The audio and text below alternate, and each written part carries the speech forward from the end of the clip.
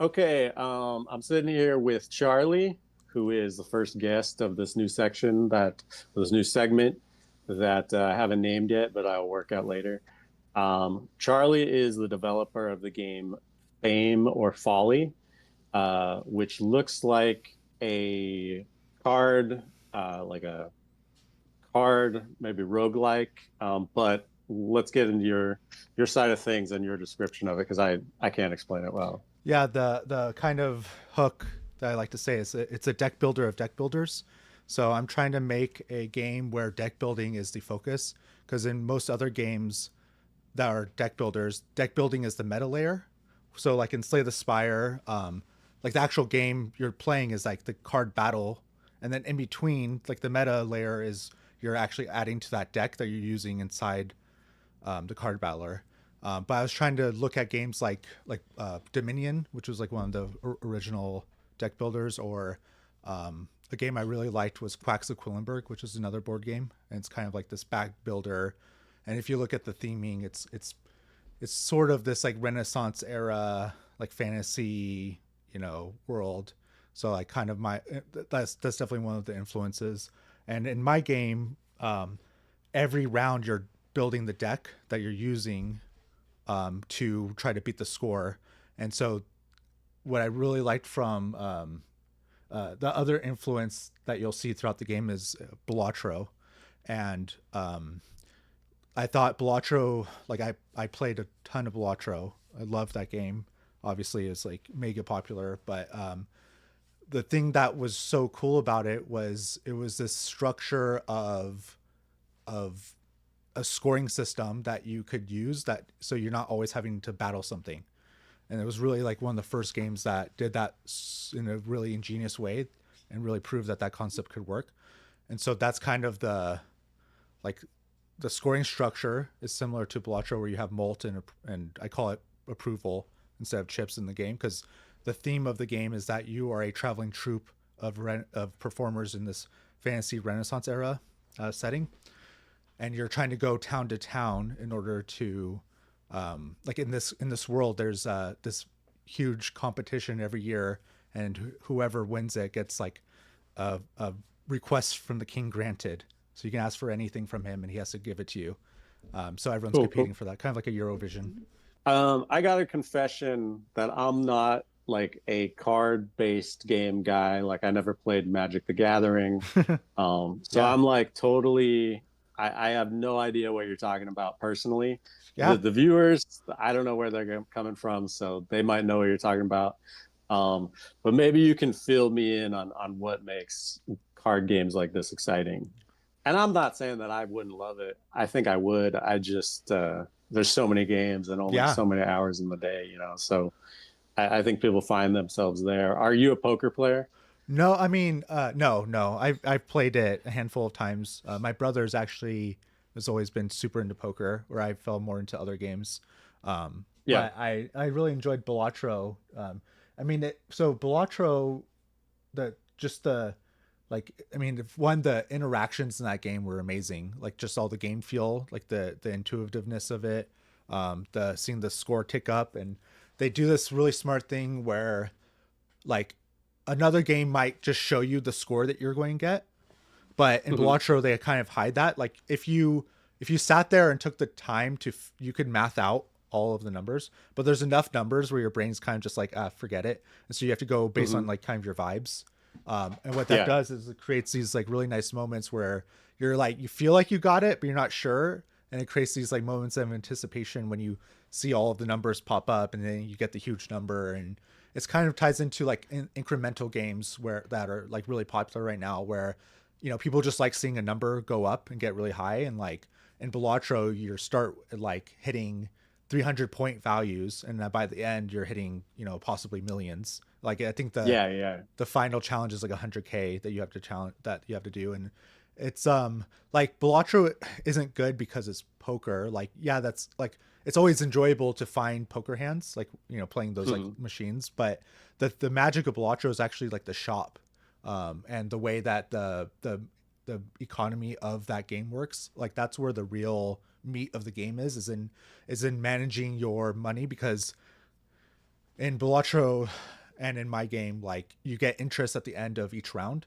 So you have this like tug and pull where you need to spend money to get the banners or jokers in order to keep up with scoring. But if you Hmm. spend too quickly, then you're not building up money for the long run. So you'll like end up petering out.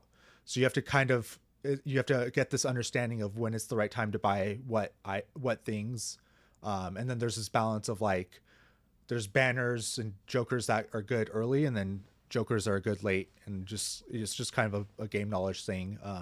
Apparently, based on what you're saying, Balatro is it's an online, but it's a general poker game.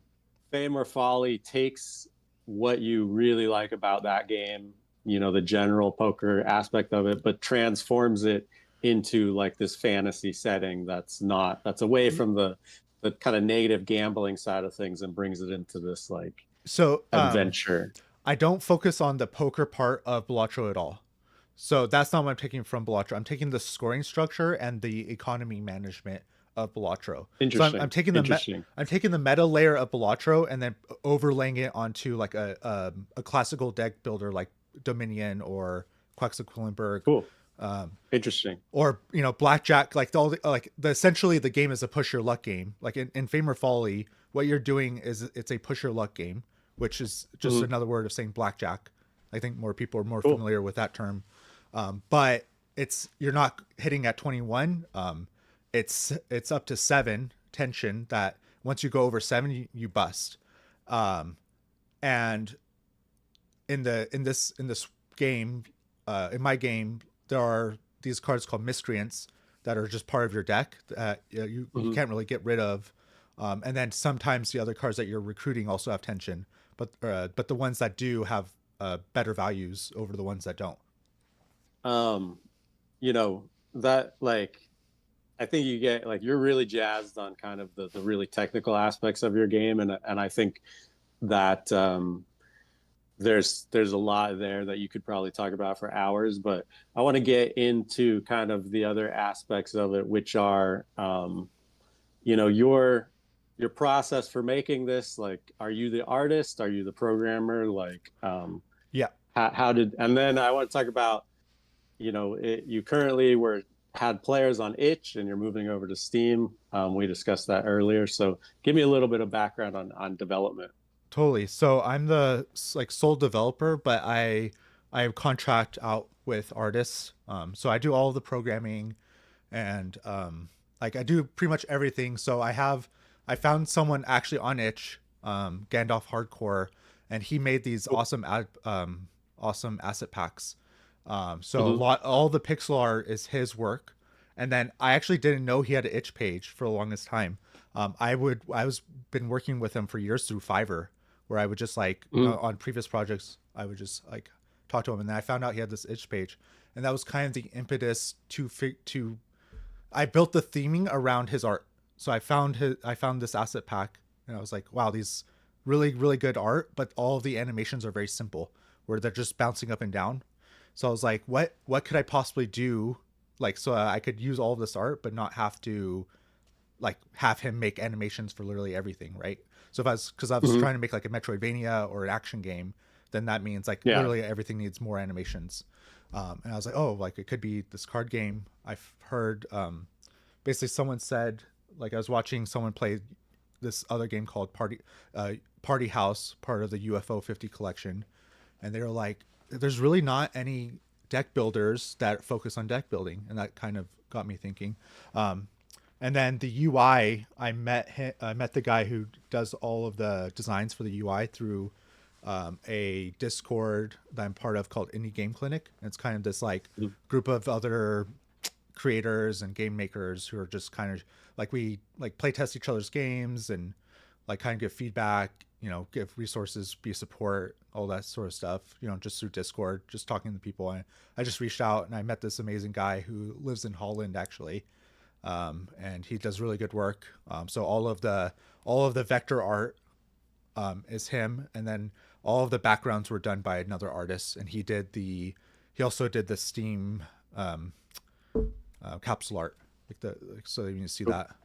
Do you want me to put a link to that organization in the video or anything like that? You Would you can want to you grow could that, or is it? yeah, you can like I can you can put a link to the YouTube channel. It's a private Discord you have to pay like $5 a month to be part of, which like Yeah, helps filter out like completely yeah, new yeah. It's a people who good are call. just like oh, how do I code in Unity, right? Like, and because like with the public discords you get a lot of that, and so it's kind of hard to manage, Yeah, and be um cool, yeah. cool. Yeah, so it sounds like you had a lot of ideas. You're very passionate about these type of games. You've got a community that you're working with. You got together with them. You built your demo. You've had it listed on itch for a while. You've Yeah. been play testing it, and then your next moves currently are what? Yeah, so next moves are to try to just bring it to market. So this game came together really quickly. I've only been Mhm. working on it since last August, or yeah, last August. About the beginning of August is when I started. And so I kind of haven't done any public outreach at all. And so I just was like focusing on like making it good, playtesting it with people who would try it out. And then so the next steps are to try to do like a more public outreach, get people outside of developer communities to like to play with it. My plan is to do a limited playtest on Steam starting March 6th, and you can sign up for that on fameorfolly.com.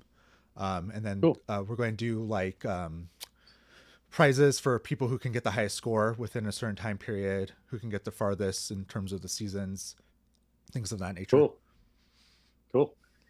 Yeah, I'll put a link to your website where they could sign up in the description. I think that kind of covers what I wanted to cover. We can now, if there's anything that you want to continue with, like those initial thoughts, Did you want to some talk about things. itch at all, or like how I used it? I know you mentioned that in Well, I our think conversation. I touched on it. I said you're Cool. on itch. Yeah. If you want to drive some more players to your itch page, we could talk about it a little bit more. But I feel like I pulled up your itch page, and you it doesn't look like it's something that you advertise or try to build a Yeah. I following mean on too much. I was like, it was public for until like literally last month. So for, Oh yeah. 5 months I had it public, and like was getting people. I would go to other communities and just post it on like Okay. on the itch Cool. on Reddit. I would, but it's like, Yeah. So now that I'm moving over to Steam, it's kind of make that like scarcity, like a scarcity yeah. thing to like, it's like if it's just there sitting there for people to play, there's less impetus to Yeah. go sign up, right? Yeah. Yeah. No, it's like I'm hoping to. I feel like there's a lot of spotlight on indie game, and when you think of indie game, you think specifically of Steam. So I'm hoping to bring a little bit of attention to these like really obscure itch games. That's what I kind of Yeah, wanted to start this interview thing with. And like your story fits in there perfectly, and kind of, and I have the same thoughts. Itch has been my go-to beginner platform. It's a really awesome platform. It's so easy to use. You can upload your games yeah. there and essentially start advertising them and getting players to play it to test out your game like that Definitely. same day. Itch has the best Um, back end of any of the services. Like Steam yeah, is okay, but it's just so simple and smooth. yeah, yeah. But and it's also just sort of an awesome process, and I think that itch and Steam do not kind of butt heads at all. I Yeah, think not that at the all. two Not at all. platforms complement each other really nicely. Yeah. Yeah, So I I think think it's a that's good, like, people should be getting their game play tested on itch before they just throw up a Steam page. Like if you don't have yeah, anyone telling you that like, "Oh wow, I enjoy this." Like you shouldn't be taking the time to go and pay $100 to go put up a Steam page. Like you need to yeah, get like at least a couple people saying that you're on the right track, or that they enjoy the mechanics of what you're doing. And if you like, yeah. there's so many Steam pages that just go up and like they have zero play testing. Maybe speak a little bit to the fantasy element. Like when does this era take place, and like what year? Is there Yeah, magic spells and stuff? Yeah, they're yeah, so it's kind of like an alt history, like high medieval, early Renaissance era. So Hmm. and it's it's yeah, there is magic. It's like this like magical place where like all the kingdoms were united under one person, one king, and he's instituted this rule of competition through music and performance. So imagine if like Eurovision or like America's Got Talent was like how everyone decided how to resolve conflicts between borders. So whoever Yeah. can put up the best performance gets wins instead of having to do things through bloodshed. So like Cool. the lute is mightier than the sword is like a tagline. Yeah. Yeah, Yeah. that's kind of the world that's shaping up. Cool. Cool. Okay. I mean, I guess we'll wrap it up there. Charlie, it's cool to talk to you. Good to talk to you The too, uh, Nathan. the game is called Fame or Folly. Check it out. This next phase is going to be on Steam. Playtest on March 6th.